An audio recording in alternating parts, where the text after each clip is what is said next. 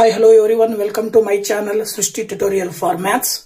ನಾನು Karnataka TET 2022ರ paper 1 ನಲ್ಲಿ ಬರುವಂತಹ ಮ್ಯಾಥ್ಸ್ ಕ್ವೆಶ್ಚನ್ಸ್ ಅನ್ನು ಸಾಲ್ವ್ ಮಾಡ್ತಾ ಇದ್ದೀನಿ. ಸೊ ಬನ್ನಿ ಕ್ಲಾಸ್ ಶುರು ಮಾಡೋಣ. ಸೊ ನೋಡಿ, ಪೇಪರ್ 1 ನಲ್ಲಿ ಬರ್ತಕ್ಕಂತಹ ಮ್ಯಾಥ್ಸ್ ಕ್ವೆಶ್ಚನ್ಸ್ 91ರಿಂದ ಆರಂಭ ಆಗುತ್ತೆ. ಸೊ 91ನೇ ಕ್ವೆಶ್ಚನ್ ಏನ್ ಹೇಳುತ್ತೆ ಅಂದ್ರೆ, ಕೆಳಗಿನವುಗಳಲ್ಲಿ ಅಭಾಗಲಬ್ಧ ಸಂಖ್ಯೆಯು ಅಂತ ಕೊಟ್ಟಿದ್ದಾರೆ. ಆಪ್ಷನ್ ಕೊಟ್ಬಿಟ್ಟು 7ನೇ 3 0 √3 5.333 ... ಅಂತ ಕೊಟ್ಟಿದ್ದಾರೆ. ಇದರಲ್ಲಿ ಅಭಾಗಲಬ್ಧ ಸಂಖ್ಯೆ ಅಂದ್ರೆ ಏನಪ್ಪಾ ಅಂತ ಹೇಳಿದ್ರೆ, ಇಲ್ಲಿ ಭಾಗಲಬ್ಧ ಸಂಖ್ಯೆ ಮತ್ತು ಅಭಾಗಲಬ್ಧ ಸಂಖ್ಯೆಗಳಿಗಿರುವ ವ್ಯತ್ಯಾಸವನ್ನು ನಾವು ಮೊದಲು ತಿಳ್ಕೋಬೇಕು. ಭಾಗಲಬ್ಧ ಸಂಖ್ಯೆ ಅಂತ ಹೇಳಿದ್ರೆ, ಒಂದು ಯಾವುದಾದ್ರೂ ಒಂದು ಸಂಖ್ಯೆಯಿಂದ ಭಾಗ ಆಗ್ಬೇಕು. ಒಂದನ್ನ ಬಿಟ್ಟು ಮತ್ತು ಅದೇ ಸಂಖ್ಯೆಯನ್ನ ಬಿಟ್ಟು ಬೇರಾವುದಾದ್ರೂ ಸಂಖ್ಯೆಯಿಂದ ಭಾಗ ಆಗ್ಬೇಕು. ಅಥವಾ ಭಾಗ ಆಗದೇ ಇದ್ರೂ ಕೂಡ ಆ ಭಾಗ ಮಾಡಬೇಕಾದಾಗ ಶೇಷ 0 ಬರದೇ ಇದ್ರೂ ಕೂಡ ಅಲ್ಲಿ ಬರುವಂತಹ ದಶಮಾಂಶಗಳೇನಿದಾವಲ್ಲ, ಪಾಯಿಂಟ್ ನಂತರ ಬರುವಂತಹ ಸಂಖ್ಯೆಗಳು ರಿಪೀಟ್ ಆಗಿರ್ಬೇಕು. ಈಗ ಉದಾಹರಣೆಗೆ 7ನೇ 3 ತಗೊಂಡು ನಾವು ಭಾಗಾಕಾರ ಮಾಡ್ತಾ ಹೋದಾಗ 0 ಪಾಯಿಂಟಿನ ನಂತರ 8 2 8 5 7 4 8 ಇಲ್ಲಿ ತನಕ ಬಂದು ಇದ್ರ ಮುಂದ್ಗಡೆ ಮತ್ತೆ ಇದೇ ಸಂಖ್ಯೆಗಳು ರಿಪೀಟ್ ಆಗ್ತಾವ. 8 ತನಕ ರಿಪೀಟ್ ಆಗ್ತಾವ. ನಂತರ ಮತ್ತೆ 2 ಈ ತರ ಬರ್ತಾ ಹೋಗುತ್ತೆ. ಸೊ ಅಂದ್ರೆ ಅಲ್ಲಿಗೆ ಭಾಗಲಬ್ಧ ಸಂಖ್ಯೆ ಅಭಾಗಲಬ್ಧ ಸಂಖ್ಯೆ ಇಲ್ಲಾದ್ರೆ ಈ ರೀತಿ ಬರೋದಿಲ್ಲ. ಈಗ ಆಮೇಲೆ 0ಯನ್ನ ನಾವು ಭಾಗಲಬ್ಧ ಸಂಖ್ಯೆ ಅಂತ ಹೇಳಿಕ್ ಬರೋದಿಲ್ಲ, ಅದನ್ನ ಅಭಾಗಲಬ್ಧ ಸಂಖ್ಯೆ ಅಂತ ಕರಿತೀವಿ. ಇನ್ನ 5.33 ನೋಡೋದಾದ್ರೆ ಪಾಯಿಂಟಿನ ನಂತರ ಸಂಖ್ಯೆ 3 ಕಂಟಿನ್ಯೂಸ್ ಆಗಿ ರಿಪೀಟ್ ಆಗ್ತಾ ಇದೆ. ಆದ್ರೆ √3 ದಶಮಾಂಶ ರೂಪದಲ್ಲಿ ಬರೆದಾಗ ಪಾಯಿಂಟಿನ ನಂತರ ಏನಾಗ್ತಾ ಇದೆ ಅಂದ್ರೆ ರ್ಯಾಪಿಡ್ ಆಗಿ ಸಂಖ್ಯೆಗಳು ಬರ್ತಾ ಇದಾವೆ. ಈ ಅಂಕಿಗಳು ಎಲ್ಲೂ ಕೂಡ ರಿಪೀಟ್ ಆಗ್ತಾ ಇಲ್ಲ. ನೋಡಿ, 7 3 2 0 5 0 8 0 4 7 8 0 7 5 7 ಮತ್ತೆ ಬೇರೆ ಏನಾದ್ರೂ ಬರ್ತಾ ಹೋಗುತ್ತೆ. ಈ ರೀತಿ ರಿಪೀಟ್ ಆಗದೇನೆ ಕಂಟಿನ್ಯೂಸ್ ಆಗಿ ರ್ಯಾಪಿಡ್ ಆಗಿ ಅಂಕಿಗಳು ಬೇರೆ ಬೇರೆ ರೀತಿ ಬರ್ತಾ ಇತ್ತು ಅಂದ್ರೆ ಅದನ್ನ ನಾವು ಅಭಾಗಲಬ್ಧ ಸಂಖ್ಯೆ ಅಂತ ಕರಿತೀವಿ. ಅದ್ರ ಪ್ರಕಾರ ನಿಮಗೆ 91ನೇ ಕ್ವೆಶ್ಚನ್ ಏನ್ ಮಾಡಬಹುದು, √3 ಆನ್ಸರ್ ಅಂತ ಹೇಳಬೇಕಾಗತ್ತೆ. ನೆಕ್ಸ್ಟ್ ಕ್ವೆಶ್ಚನ್ ನಂಬರ್ 92 ಹೇಳುತ್ತೆ, ರೇಖಾತ್ಮಕ ಸಮೀಕರಣ 6 × m - 5 = 20. ಇದರಲ್ಲಿ m ನ ಬೆಲೆ ಅಂತ ಕೇಳಿದ್ದಾರೆ ಅವರು. ಸೊ ನೋಡಿ, ಇಲ್ಲಿ ಸಮೀಕರಣವನ್ನ ಕೊಟ್ಟಿರೋದ್ರಿಂದ m ನ ಬೆಲೆಯನ್ನ ಸುಲಭವಾಗಿ ನಾವು ಕಂಡುಹಿಡಿಯಬಹುದು. ನೋಡಿ, ಇಲ್ಲಿ ಅವ್ರು ಕೊಟ್ಟಿರುವ ಹಾಗೆ ಸಮೀಕರಣವನ್ನ ತೆಗೆದುಕೊಂಡ ನಂತರ ಈಗ 6 ನಾವು ಡೈರೆಕ್ಟ್ ಆಗಿ ಈಕ್ವಲ್ ಇಂದ ಆ ಕಡೆ ಕಳಿಸಿ. ಲೆಫ್ಟ್ ಸೈಡ್ ಇಂದ ರೈಟ್ ಸೈಡ್ ಹೋದ್ರೆ ಏನಾಗುತ್ತೆ ನಮಗೆ ಗೊತ್ತಿದೆ, ಇಂಟು ಇದ್ರೆ ಆ ಕಡೆ ಹೋದ್ರೆ ಡಿವೈಡೆಡ್ ಬೈ ಆಗುತ್ತೆ. ಹಾಗಾಗಿ m - 5 = 20 / 6 ಅಂತ ನಾವು ತಗೊಳ್ಬಹುದು.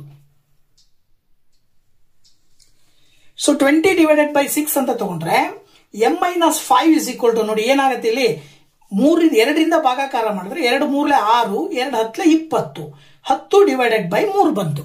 ಈಗ ನೀವು m -5 ಅನ್ನ ಆ ಕಡೆ ಕಳಿಸಿದ್ರೆ +5 ಆಗತ್ತೆ. ಇದನ್ನ /1 ಅಂತ ತಗೊಳ್ಬಹುದು. ಸೊ ಆಗ ನೋಡಿ, ಇಲ್ಲಿ m = 3 ಮತ್ತೆ 1ಕ್ಕೆ LCM ತಗೊಂಡ್ರೆ 3 ಬರುತ್ತೆ. ಇನ್ನ 3 1 3 ಆಗೋದ್ರಿಂದ 10 1 10 ಅಂತ ಬರೀತೀರಿ. ನೆಕ್ಸ್ಟ್ ಇಲ್ಲಿ 1 ಇದೆ, ಇಲ್ಲಿ 5 ಇದೆ. 5 ಮತ್ತೆ 3 ಗುಣಾಕಾರ ಮಾಡಬೇಕು. 1 3 3 ಆಗಿರೋದ್ರಿಂದ 5 3 15. ಅಲ್ಲಿಗೆ ಸುಲಭವಾಗಿ ನಾವು ಕೂಡಿದಾಗ 10 ಮತ್ತೆ 15 ಮೇಲ್ಗಡೆ ಅಂಶ, 15 ಮತ್ತೆ 10 ಕೂಡಿದ್ರೆ 25 ಬರುತ್ತೆ. ಕೆಳಗಡೆ ಛೇದ 3 ಬರುತ್ತೆ. 3ನೇ 25. ಆಕ್ಚುಲಿ ನಾವು ಇದನ್ನ ಮಿಶ್ರ ಭಿನ್ನ ರಾಶಿನಲ್ಲಿ ಬರೀಬೇಕು. ಆದ್ರೆ ನಿಮಗೆ ಕ್ವಶನ್ ನಲ್ಲಿ ಆಪ್ಷನ್ ಅನ್ನೇ ವಿಷಮ ಭಿನ್ನ ರಾಶಿನಲ್ಲಿ ಕೊಟ್ಟಿರೋದ್ರಿಂದ 3ನೇ 25 ವಿಷಮ ಭಿನ್ನ ರಾಶಿನಲ್ಲಿ ಬರುತ್ತೆ. ಆಪ್ಷನ್ ಸಿ ಅಂದ್ರೆ 3ನೇ ಆಪ್ಷನ್ ಅನ್ನು ನಾವು ಆಯ್ಕೆ ಮಾಡಬಹುದು ಆನ್ಸರ್ ಅಂತ ಹೇಳಿ. ಓಕೆನಾ? ನೆಕ್ಸ್ಟ್ ಇಲ್ಲಿ 93ನೇ ಕ್ವಶನ್ ಏನ್ ಹೇಳುತ್ತೆ, ತ್ರಿಜ್ಯ 7 ಮಾನಗಳು ಇರುವ ಒಂದು ಅರ್ಧ ವೃತ್ತಖಂಡದ ಸುತ್ತಳತೆ. ನೋಡಿ, ಇಲ್ಲಿ ಪೈನ ಬೆಲೆಯನ್ನ 7ನೇ 22 ಅಂತ ಪರಿಗಣಿಸೋದ್ರ ಮೂಲಕ ಆ ಅರ್ಧ ವೃತ್ತಖಂಡದ ಸುತ್ತಳತೆಯನ್ನ ಕಂಡುಹಿಡಿಬೇಕು. ನೋಡಿ, ಸಾಮಾನ್ಯವಾಗಿ ಅರ್ಧ ವೃತ್ತಖಂಡದ ಸುತ್ತಳತೆ ಕಂಡುಹಿಡಿರಿ ಅಂದ ತಕ್ಷಣನೇ ಪೂರ್ಣ ವೃತ್ತದ ಸುತ್ತಳತೆ 2πr ಅಂತ ಬರುತ್ತೆ. ಅರ್ಧ ವೃತ್ತದ ಸುತ್ತಳತೆ πr. ಸೊ πr ನ ಬೆಲೆಯನ್ನ ಹಾಕಿ ಲೆಕ್ಕ ಮಾಡಿ ಆನ್ಸರ್ ಹೇಳ್ಬಿಡ್ತೀವಿ ನಾವು. ಆದ್ರೆ ಇಲ್ಲಿ ಅರ್ಧ ವೃತ್ತಖಂಡದ ಸುತ್ತಳತೆ ಅಂದಾಗ ಈ ವೃತ್ತಖಂಡದ ಜೊತೆಗೆ ಈ ವ್ಯಾಸನು ಕೂಡ ಬರುತ್ತೆ. ಸೊ ವ್ಯಾಸವನ್ನು ಕೂಡ ಸೇರಿ ಹೇಳ್ಬೇಕಾಗತ್ತೆ. ಸೊ ಅವರು ತ್ರಿಜ್ಯ 7 ಮಾನಗಳು ಅಂತ ಕೊಟ್ಟಿದ್ದಾರೆ ಅಂದ್ರೆ ವ್ಯಾಸ ಸಂಪೂರ್ಣವಾಗಿ ಏನ್ ಬರುತ್ತೆ 14 ಮಾನಗಳು ಅಂತ ಬರುತ್ತೆ. ಇದ್ರ ಪ್ರಕಾರ ಅರ್ಧ ವೃತ್ತಖಂಡದ ಸುತ್ತಳತೆ ಪೂರ್ಣವಾಗಿದೆ ಅಂತ ತಗೊಳ್ಬೇಕಂದ್ರೆ ಪೈ ಆರ್ ಗೆ 2r ನ ಕೂಡಬೇಕಾಗತ್ತೆ. ಪೈ ಆರ್ ಪ್ಲಸ್ 2r ಅಂತ ಹೇಳಿ ನಾವು ತಗೊಳ್ಬೇಕು. ಸೊ ಅದ್ರ ಪ್ರಕಾರ ಪೈ ಆರ್ ನ ಬೆಲೆ ಕೊಟ್ಟಿದ್ದಾರೆ 22/7 ಇಂಟು ತ್ರಿಜ್ಯದ ಬೆಲೆ ಕೊಟ್ಟಿದ್ದಾರೆ 7 ಪ್ಲಸ್ 2r ಅಂತ ಹೇಳಿದ್ರೆ 2 ಇಂಟು 7 ಅಂತ ತಗೊಳ್ತೀವಿ ನಾವು. ಈಗ ಇಲ್ಲಿ 7 ಕ್ಯಾನ್ಸಲ್ ಆಗುತ್ತೆ, ಇಲ್ಲಿ 22 ಉಳಿತು. 2ಕ್ಕೆ 7 ಕೂಡಿದ್ರೆ 14, 2ಕ್ಕೆ 7ರಿಂದ ಗುಣಾಕಾರ ಮಾಡಿದ್ರೆ 14 ಬರುತ್ತೆ. ಈಗ 22 ಮತ್ತೆ 14 ಕೂಡಿ ಹೇಳಬೇಕು. ಸೊ 22ಕ್ಕೆ 14 ಕೂಡಿದಾಗ 36 ಬರುತ್ತೆ. ಸೊ ನಾವು ಅರ್ಧ ವೃತ್ತಖಂಡದ ಸುತ್ತಳತೆಯನ್ನ ನಾವೇನಂತ ಹೇಳ್ಬೋದು, 36 ಮಾನಗಳು ಅಂತ ಹೇಳಿ. ಸೊ ಆಪ್ಷನ್ ಮೂರನೇದನ್ನ ನಾವು ಸರಿಯಾದ ಉತ್ತರ ಅಂತ ಹೇಳಿ ಆಯ್ಕೆ ಮಾಡಬೇಕಾಗತ್ತೆ. ಇನ್ನ 94ನೇ ಕ್ವಶನ್ ಅನ್ನು ನೋಡೋದಾದ್ರೆ 10, 12, 18, 14 ಮತ್ತೆ x+1 ಈ ದತ್ತಾಂಶಗಳ ಸರಾಸರಿಯು 12 ಆದರೆ ಎಕ್ಸ್ ನ ಬೆಲೆಯು ಅಂತ ಕೇಳಿದ್ದಾರೆ. ಸೊ ನೋಡಿ, ಸರಾಸರಿಯನ್ನ ಕಂಡುಹಿಡಿಯಲಿಕ್ಕೆ ಬಳಸುವ ಸೂತ್ರವನ್ನ ಬಳಸಿ ಈ ಪ್ರಶ್ನೆಗೆ ಉತ್ತರವನ್ನ ಸುಲಭವಾಗಿ ನಾವು ಹೇಳಬಹುದು. ನೋಡಿ, ಇಲ್ಲಿ ಸರಾಸರಿ ಕಂಡುಹಿಡಿಯಲಿಕ್ಕೆ ಸೂತ್ರವನ್ನ ಏನ್ ಬಳಸ್ತೀವಿ, ದತ್ತಾಂಶಗಳ ಮೊತ್ತ ಡಿವೈಡೆಡ್ ಬೈ ದತ್ತಾಂಶಗಳ ಸಂಖ್ಯೆ ಅಂತ ಹೇಳ್ತೀವಿ. ಅದ್ರ ಪ್ರಕಾರ ಸರಾಸರಿಯನ್ನ ಕೊಟ್ಟಿದ್ದಾರೆ 12 ಇಸ್ ಈಕ್ವಲ್ ಟು ದತ್ತಾಂಶಗಳ ಮೊತ್ತ ಅಂದ್ರೆ ಅಲ್ಲಿ ಕೊಟ್ಟಿರುವ ಎಲ್ಲಾ ದತ್ತಾಂಶಗಳನ್ನ ಕೂಡಿ ಬರಿಬೇಕಾಗತ್ತೆ. 10, 12, 18, 14 ಪ್ಲಸ್ x+1 ಡಿವೈಡೆಡ್ ಬೈ ದತ್ತಾಂಶಗಳ ಸಂಖ್ಯೆ ಅಂತ ಹೇಳಿದ್ರೆ ಎಷ್ಟು ಸಂಖ್ಯೆಗಳಿದಾವವು ನೋಡಿ, 1, 2, 3, 4, 5. ಹಾಗಾಗಿ 5 ಅಂತ ನಾವು ತಗೊಳ್ತೀವಿ. ಅಲ್ಲಿಗೆ ಏನ್ ಬರುತ್ತೆ, 12 ಇಸ್ ಈಕ್ವಲ್ ಟು 10, 12, 18, 14 ಮತ್ತು 1 ಕೂಡಿದ್ರೆ 55 ಬರುತ್ತೆ. ಪ್ಲಸ್ ಇಲ್ಲಿ ಎಕ್ಸ್ ಇದೆ ಡಿವೈಡೆಡ್ ಬೈ 5 ಅಂತ ಹೇಳ್ಬೋದು. ಈಗ ಈ 5ಅನ್ನ ರೈಟ್ ಸೈಡ್ ಇಂದ ಲೆಫ್ಟ್ ಸೈಡ್ ಕಳಿಸಿದ್ರೆ ಡಿವೈಡೆಡ್ ಬೈ 5 ಇದೆಯಲ್ವಾ, ಆ ಕಡೆ ಹೋದ್ರೆ ಏನಾಗುತ್ತೆ, ಇಂಟು 5 ಆಗುತ್ತೆ. ಅಲ್ಲಿಗೆ 12 into 5 is equal to 55 plus X ಅಂತ ಹೇಳ್ಬೋದು. ಸೊ 12 5 60 ಬರುತ್ತೆ. ಈ 55ಅನ್ನ ಮತ್ತೆ ನಾವು ಲೆಫ್ಟ್ ಸೈಡ್ ತಗೊಂಡು ಬಂದ್ರೆ ಚಿಹ್ನೆ ಇಲ್ಲಿ ಪ್ಲಸ್ ಇರೋದ್ರಿಂದ -55 ಆಗುತ್ತೆ. ರೈಟ್ ಸೈಡ್ ಅಲ್ಲಿ ಎಕ್ಸ್ ಮಾತ್ರ ಉಳ್ಕೊಳ್ಳುತ್ತೆ. ಅಲ್ಲಿಗೆ 60ರಲ್ಲಿ 55ಅನ್ನ ಕಳೆದ್ರೆ ನಾವು ಸುಲಭವಾಗಿ ಹೇಳ್ಬೋದು 5 ಇಸ್ ಈಕ್ವಲ್ ಟು ಎಕ್ಸ್ ಅಂತ ಹೇಳಿ. ಅಂದ್ರೆ ಅದರ ಅರ್ಥ ಏನು, ಎಕ್ಸ್ ನ ಬೆಲೆ ಬಂದ್ಬಿಟ್ಟು 5 ಬರುತ್ತೆ. ಸೊ ಅಲ್ಲಿಗೆ ನಿಮಗೆ ಕೊಟ್ಟಿರುವಂತ ಆಪ್ಷನ್ಗಳಲ್ಲಿ 4ನೇ ಆಪ್ಷನ್ ಅನ್ನ ನೀವು ಆಯ್ಕೆ ಮಾಡಬೇಕಾಗತ್ತೆ, 5 ಅಂತ ಹೇಳಿ. ಓಕೆನಾ. ನೆಕ್ಸ್ಟ್ 95ನೇ ಕ್ವಶನ್, ಕೊಟ್ಟಿರುವ ಚಿತ್ರದಲ್ಲಿ ಎ ಬಿ ಸಮಾಂತರ ಡಿಇ, ಎ ಬಿ ಮತ್ತು ಡಿಇ ಎರಡು ಸಮಾಂತರದಲ್ಲಿದ್ದಾವೆ. ಮತ್ತೆ ಬಿಸಿ ಸಮಾಂತರ ಇಎಫ್, ಬಿಸಿ ಮತ್ತು ಇಎಫ್ ಎರಡೂ ಕೂಡ ಸಮಾಂತರದಲ್ಲಿದ್ದಾವೆ. ಕೋನ DEF is equal to 80 degree ಅಂತ ಕೊಟ್ಟಿದ್ದಾರೆ. ಹಾಗಾದರೆ ಕೋನ ಎ ಬಿ ಸಿ ಯ ಅಳತೆ, ಎ ಬಿ ಸಿ ಈ ಅಳತೆಯನ್ನ ಕಂಡುಹಿಡಿಬೇಕು. ನಾವು ಹೇಗೆ ಕಂಡುಹಿಡಿಯುವುದು ಅಂತಕ್ಕಂಥದ್ದನ್ನ ನಾವಿಲ್ಲಿ ನೋಡೋದಾದ್ರೆ, ಸೊ ನೋಡಿ ಇಲ್ಲಿ ಇವೆರಡೂ ಕೂಡ ಸಮಾಂತರದಲ್ಲಿದ್ದಾವೆ ಅಂತ ಅಂದಾಗ, ಜೊತೆಗೆ ಬಿಸಿ ಮತ್ತೆ ಇಎಫ್ ಸಮಾಂತರದಲ್ಲಿದ್ದಾವೆ ಅಂತ ಅಂದಾಗ ಈ ಆಂಗಲ್ 80 ಡಿಗ್ರಿ ಇದೆ ಅಂದ್ರೆ ಈ ಆಂಗಲ್ ಕೂಡ 80 ಡಿಗ್ರಿ ಇರುತ್ತೆ. ಹಾಗೇನೆ ಈ ಆಂಗಲ್ 80 ಡಿಗ್ರಿ ಇದೆ ಅಂದ್ರೆ ಈ ಎರಡು ಕೋನಗಳು ಕೂಡ 80 ಡಿಗ್ರಿ ಇರ್ತವೆ. ಇದು 80 ಡಿಗ್ರಿ ಇದೆ ಅಂದ್ರೆ ಇದು ಕೂಡ 80 ಡಿಗ್ರಿ ಇರುತ್ತೆ. ಸೊ ನಮಗೆ ಕೇಳಿರೋದು ಎಬಿಸಿಯ ಕೋನ ಎಷ್ಟು ಅಂತ. ಸುಲಭವಾಗಿ ನಾವು ಎಬಿಸಿಯ ಕೋನವನ್ನ 80 ಡಿಗ್ರಿ ಇದೆ ಅಂತ ಹೇಳಿ ಹೇಳಬಹುದು. ಹಾಗಾಗಿ ಆಪ್ಷನ್ 1 ಅನ್ನ ನಾವು ಆಯ್ಕೆ ಮಾಡಬಹುದು ಈ ಒಂದು 95ನೇ ಕ್ವಶನ್ಗೆ. ನೆಕ್ಸ್ಟ್ 96ನೇ ಕ್ವಶನ್ ಹೇಳುತ್ತೆ, ಈ ಕೆಳಗಿನವುಗಳಲ್ಲಿ ತಪ್ಪಾದ ಹೇಳಿಕೆ ಯಾವುದು ಅಂತ. ಸೊ ಇದರಲ್ಲಿ ತಪ್ಪಾದ ಹೇಳಿಕೆ ಯಾವುದು ಅನ್ನೋದನ್ನ ಕೇಳಿದ್ದಾರೆ. ಒಂದು, ಪ್ರತಿಯೊಂದು ಸಂಖ್ಯೆಯು ಅದರ ಅಪವರ್ತನವೇ ಆಗಿದೆ. ಎರಡನೇದು, ದತ್ತ ಸಂಖ್ಯೆಯ ಅಪವರ್ತನಗಳ ಸಂಖ್ಯೆಯು ಅಪರಿಮಿತ. ಮೂರನೇದು, ದತ್ತ ಸಂಖ್ಯೆಯ ಪ್ರತಿಯೊಂದು ಅಪವರ್ತನವು ಆ ಸಂಖ್ಯೆಗಿಂತ ಚಿಕ್ಕದು ಅಥವಾ ಅದಕ್ಕೆ ಸಮ. ನಾಲ್ಕನೇದು, ಪ್ರತಿಯೊಂದು ಸಂಖ್ಯೆಯು ಅದೇ ಸಂಖ್ಯೆಯ ಗುಣಕವಾಗಿರುತ್ತದೆ ಅಂತ ಕೊಟ್ಟಿದ್ದಾರೆ. ಸೊ 4ರಲ್ಲಿ ಯಾವುದು ಸರಿ ಯಾವುದು ತಪ್ಪು ಅನ್ನೋದನ್ನ ನಾವಿಲ್ಲಿ ನೋಡೋದಾದ್ರೆ, ನೋಡಿ ಇಲ್ಲಿ ಆ ಒಂದೊಂದೇ ಹೇಳಿಕೆಯನ್ನ ನೋಡ್ತಾ ಹೋದ್ರೆ, ಒಂದನೇ ಹೇಳಿಕೆ ಪ್ರತಿಯೊಂದು ಸಂಖ್ಯೆಯು ಅದರ ಅಪವರ್ತನವೇ ಆಗಿದೆ. ಅಂದ್ರೆ ಉದಾಹರಣೆಗೆ ನೋಡಬಹುದು, ಇಲ್ಲಿ 4ರ ಅಪವರ್ತನಗಳು ಅಂದಾಗ 1, 2, 4 ಅಂತ ಹೇಳ್ತೀವಿ. ಅಂದ್ರೆ ಅಲ್ಲಿಗೆ 4ರ ಅಪವರ್ತನಗಳಲ್ಲಿ 4 ಕೂಡ ಬರುತ್ತೆ. ಪ್ರತಿಯೊಂದು ಸಂಖ್ಯೆಯು ಅದರ ಅಪವರ್ತನವೇ ಆಗಿದೆ ಅಂತ ಹೇಳಿ ನಾವು ಸರಿಯಾದ ಹೇಳಿಕೆ ಅಂತ ಹೇಳ್ಬೋದು. ಇನ್ನೊಂದು ಉದಾಹರಣೆ, 9ರ ಅಪವರ್ತನಗಳು 1, 3, 9. ಆಗ್ಲೂ ಕೂಡ ನಾವು ಸರಿಯಾದ ಹೇಳಿಕೆ ಅಂತಾನೆ ಹೇಳಬಹುದು. ಇನ್ನ ಎರಡನೇದು ನೋಡಿದಾಗ ದತ್ತ ಸಂಖ್ಯೆಯು ಅಪವರ್ತನಗಳ ಸಂಖ್ಯೆಯು ಅಪರಿಮಿತ ಅಂತೇಳಿ, ಅಂದ್ರೆ ಅಪರಿಮಿತ ಅಂದ್ರೆ ಇನ್ನು ಫೈನೈಟ್ ಆಗಿದಾವೆ ಅಂತ.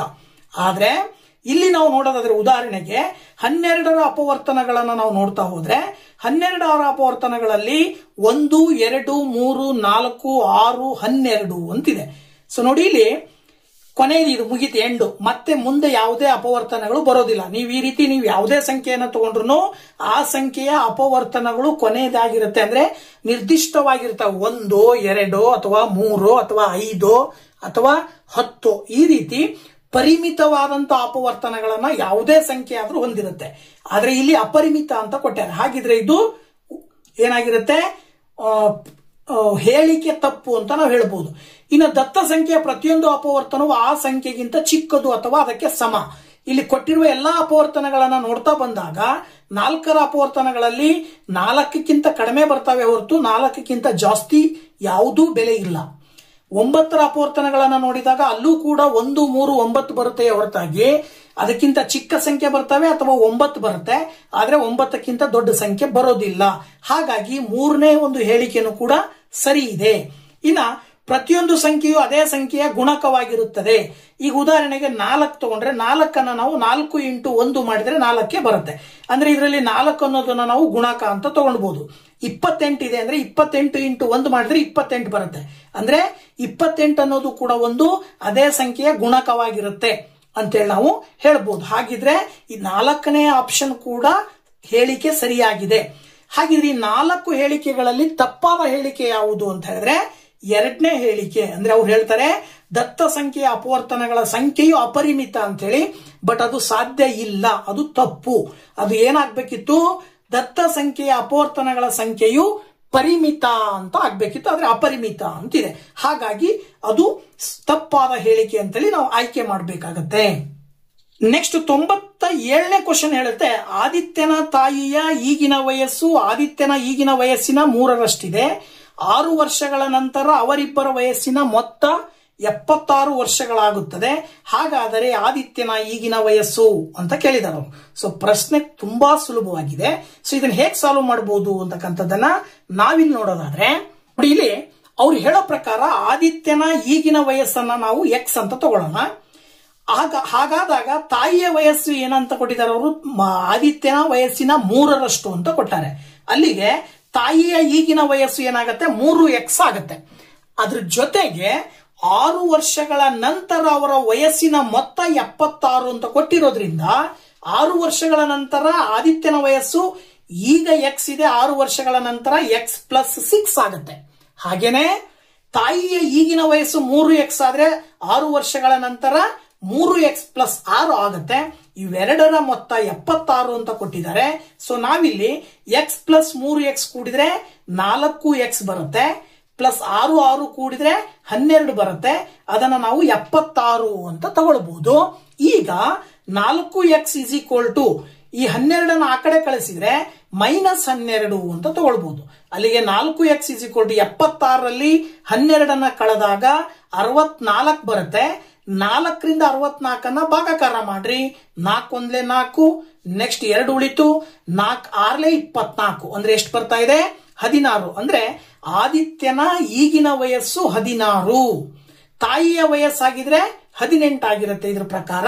ಹಾಗಾಗಿ ನಮಗೆ ಇಲ್ಲಿ ಕೇಳಿರುವ ಕ್ವಶನ್ ಆದಿತ್ಯನ ಈಗಿನ ವಯಸ್ಸು 16 ಅಂತೇಳಿ ಆಪ್ಷನ್ 2ರಲ್ಲಿರ್ತಕ್ಕಂಥ ಉತ್ತರವನ್ನ ಆಯ್ಕೆ ಮಾಡಬೇಕಾಗತ್ತೆ. ಸೊ ಈ ಒಂದು ವಿಡಿಯೋದಲ್ಲಿ 91ರಿಂದ 97ರವರೆಗೂ ಇರತಕ್ಕಂತಹ ಕ್ವಶನ್ಸ್ ಅನ್ನ ಬಿಡಿಸಿದ್ದೀನಿ. ಸೊ ಮುಂದಿನ ವಿಡಿಯೋದಲ್ಲಿ ಇದರ ಮುಂದುವರಿದ ಪ್ರಶ್ನೆಗಳನ್ನು ಕೂಡ ಬಿಡಿಸಿ ಅಪ್ಲೋಡ್ ಮಾಡ್ತೀನಿ. ಸೊ ದಯವಿಟ್ಟು ಇದೇ ರೀತಿ ಸಪೋರ್ಟ್ ಮಾಡ್ತಾ ಇರಿ. ಹಾಗೆ ಚಾನಲ್ ಸಬ್ಸ್ಕ್ರೈಬ್ ಮಾಡಿ ಅಂತ ಹೇಳ್ತಾ once again thank you very much. Bye bye.